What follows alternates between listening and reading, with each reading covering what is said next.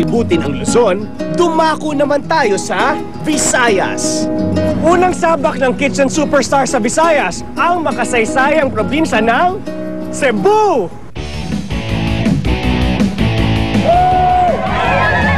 Grupo-grupong nagsidatingan ang mga Cebuano para ipagmalaki ang kanilang abilidad sa pagluluto.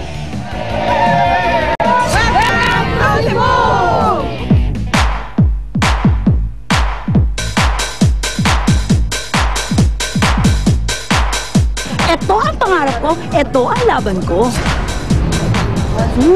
Kalami!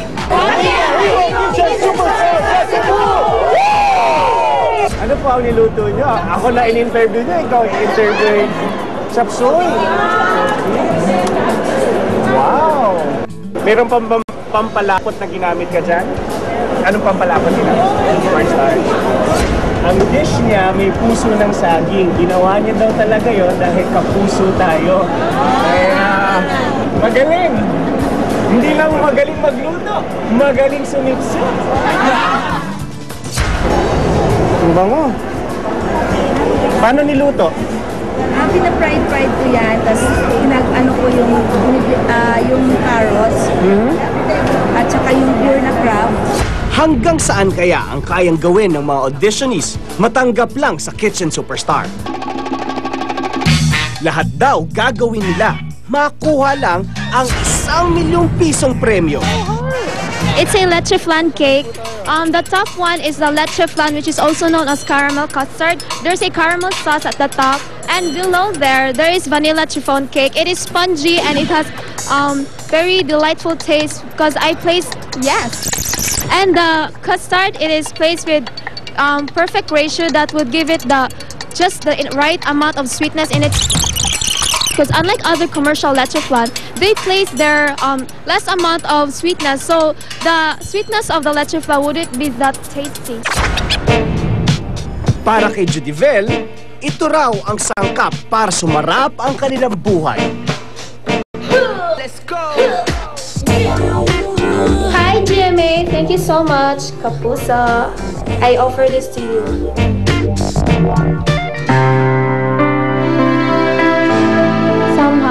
Na yung mga passing days kasi nasa crisis kami.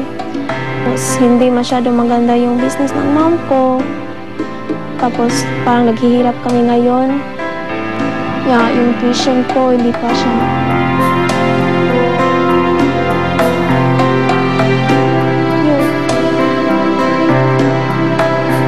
Gusto ko sana yung pag-uwi ko may masarap kang pagkain.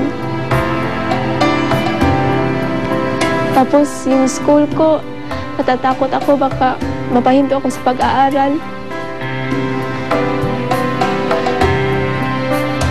Tapos yun, naghahanap ako ng isang bagay na pwede ko magamit yung talent ko para makaipon ng pera. 1141! Congratulations po sa lahat na tinawag ko. Walang maparal yung pamilya, so pumunta lang ako dito, kami ng ate ko, para maghanap ng trabaho. May plano ko bang mag-artista? Pwede. Katulad ni Judivel, nais ding makatulong sa kanyang mga magulang ang boy next door material ng Cebu na si Michael John. Isang part-time sa restaurant chain, tapos nandito lang kami kasi nandito din ate ko at may family din kami dito. Actually, itong bahay na to, sa tito ko lang to. Nakikita na lang. 1193! 1194, 1192, maraming salamat po. Ang boy next door ng Cebu, isa sa 50 Cebuano na pasok sa round 2. Mula audition sa NCR, Pampanga, Pangasinan, Naga, at Cebu, busog na busog ang mga hurado sa pagsasala ng mga potensyal na magiging Kitchen Superstar. Pero ang national search, nag-iinit pa lang dahil ang pagpapasiklaban ng mga kusinero at kusinera aabot pa ng Iloilo at Davao. At sa second round ng audition, pawis at dugo ang magiging puhunan ng mga finalists. Abangan bukas!